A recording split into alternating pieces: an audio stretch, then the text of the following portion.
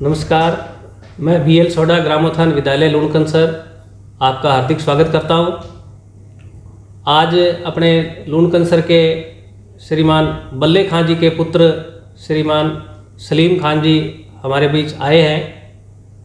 इन्होंने अपने लूणकंसर क्षेत्र का जो नाम रोशन किया है और अभी एक वैकेंसी निकली थी CHO की, कम्युनल हेल्थ ऑफिसर, तो उसमें इन्होंने अपनी योग्यता का प्रदर्शन करते हुए लूणकंसर में इन्होंने अपना पद प्राप्त किया है। तो आज हमारे बीच में है श्रीमान सलीम खान जी, आपका हार्दिक स्वागत करते हैं। धन्यवाद सर। तो सलीम खान जी, आप हमें सबसे पहले ये बताएं कि आपकी जो विद्यालय शिक्षा हुई या जो शुरुआती जो शिक्षा है वो आपकी कहाँ से हुई सर, उसके बारे में हमें थोड़ी जानकारी दें सर। जी सर, मेरी स्कूली शिक्षा है जो ग्रामोत्थान से हुई है। LKG से लेके 10th तक मैं यहीं पढ़ा हूँ और उसके बाद में 10th के बाद में मैं यहाँ से बीकानेर चला गया। तो 10th तक की जो मेरी स्कूली शिक्षा है वो ग्रामोत्थान से हुई है और इसमें मतलब मेरी स्कूल का काफ़ी योगदान रहा है, क्योंकि बेस जो बच्चे का है वो अगर स्ट्रॉन्ग हो तो वो आगे क्या है अच्छा अचीवमेंट कर पाता है। तो मेरा जो बेस है वो यहाँ से स्कूल से तैयार हुआ है, इसके लिए मैं मेरे विद्यालय का बहुत बहुत शुक्रगुजार हूँ। और जो आगे की मेरी शिक्षा है वो मेरी आगे 11th 12th जो है मैंने बीकानेर से की है, CLC कोचिंग से। तो वहाँ पे मैंने फिर आगे ये है कि 10th करने के बाद में और घर वालों ने कहा, मामा जी ने पापा जी ने कहा कि तेरे को मेडिकल फील्ड में भेजेंगे हम। तो वहाँ पे क्या है कि मेडिकल फील्ड के लिए मैंने ये PMT की तैयारी करने के लिए बीकानेर चला गया और बीकानेर मैंने CLC में कोचिंग की और 1 साल मैंने ड्रॉप किया, वहाँ पे तैयारी की, लेकिन PMT में सिलेक्शन हुआ नहीं, थोड़े कम परसेंटेज थे। उसी के साथ में मैंने BSc नर्सिंग का एग्ज़ाम दिया, तो उसमें क्या मेरा सिलेक्शन हो गया और वहीं मुझे बीकानेर में MN हॉस्पिटल मिल गई। तो मेरी 4 साल जो BSc नर्सिंग की डिग्री है वो भी 2020 में कंप्लीट हुई है और कंप्लीट होने के बाद में तुरंत मैंने अभी 2020 के अंदर ये अपने राजस्थान CHO का एग्ज़ाम निकला और उसमें मेरा सिलेक्शन हो गया है और उसकी जो पोस्टिंग है यहीं CSC लूणकंस में मुझे हो गई है सर। ये बड़ा हर्ष का विषय है सर, आप ग्रामोत्थान विद्यालय में पढ़कर इस विद्यालय का और साथ में अपने क्षेत्र का नाम रोशन किया। और आप जैसे अपनी कक्षाओं में पढ़ते थे तो आपके कोई जैसे गुरुजनों के नाम अगर आपको कुछ याद हो तो आप बताएं सर कोई। यस सर, उस वक्त जैसे हमारे पुराने टीचरों की बात करूं तो सुरेश जी उपाध्याय, हाँ जी, हाँ जी, ठीक है, और अपने ये अयूब अली पठान, अख्तर अली खान और ये अपने शोपत जी सर।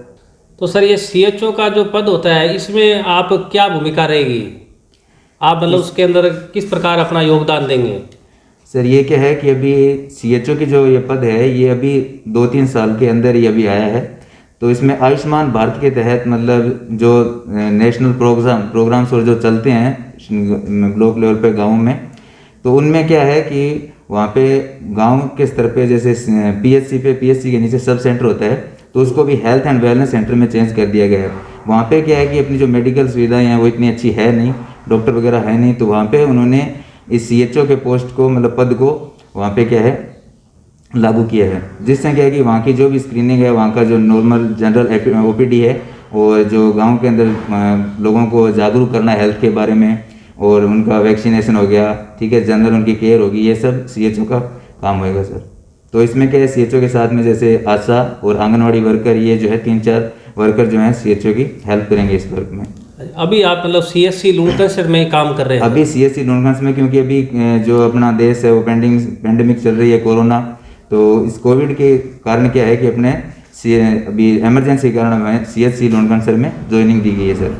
इसके बाद में क्या है, वैसे इसका जो 6 महीने का होता है कोर्स होता है, तो वो कोर्स होने के बाद में सब सेंटर लेवल पे क्या होगी पोस्टिंग होगी। आपकी पोस्टिंग सब सेंटर लेवल पे कर दी जाएगी। कोरोना काल को देखते हुए इमरजेंसी एक बार ज्वाइनिंग दी गई है, तो अभी जो है CSC लूणकंसर पे हमें कोविड केयर के अंदर लगाया गया है।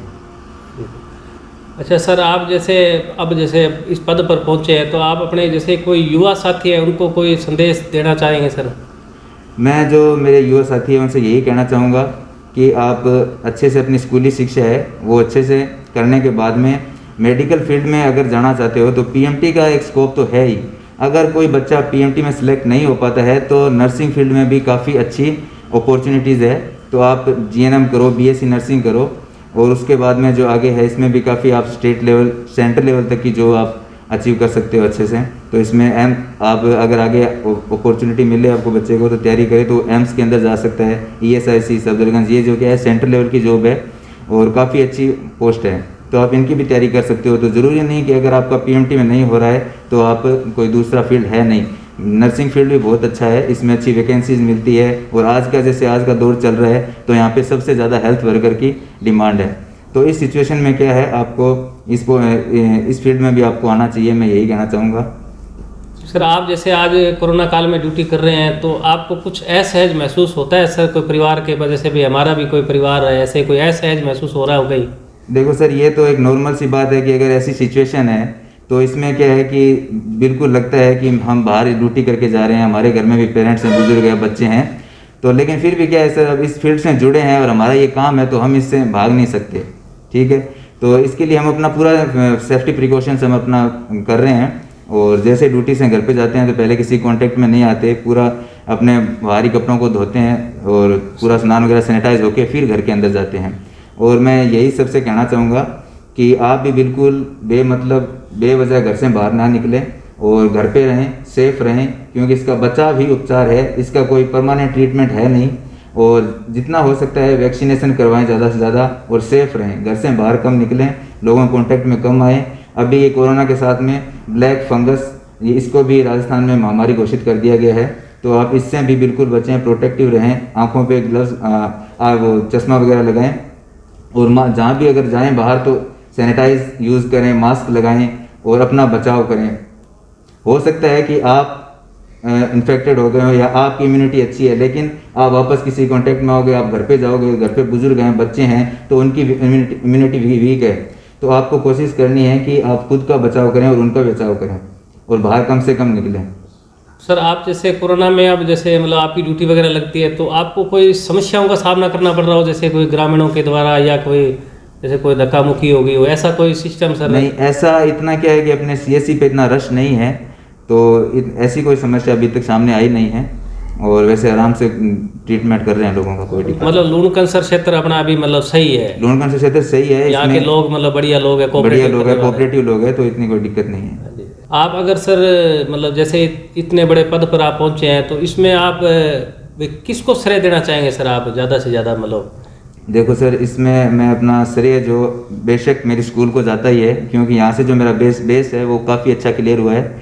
दूसरा जो सबसे बड़ा सहयोग है वो मेरे माता पिता का है, और इसके साथ में मैं श्रेय देना चाहूँगा अपने मामा जी को, क्योंकि मेरे जो सबसे छोटे मामा जी हैं उन्होंने मुझे इस फील्ड में जाने के लिए बहुत प्रोत्साहित किया है और उन्होंने यहाँ तक मेरी मदद की है आने में, कि उन्होंने कई बार मेरा सिलेक्शन नहीं हुआ फिर भी उन्होंने कहा कि कुछ नहीं, तैयारी करता रहे, हो जाएगा।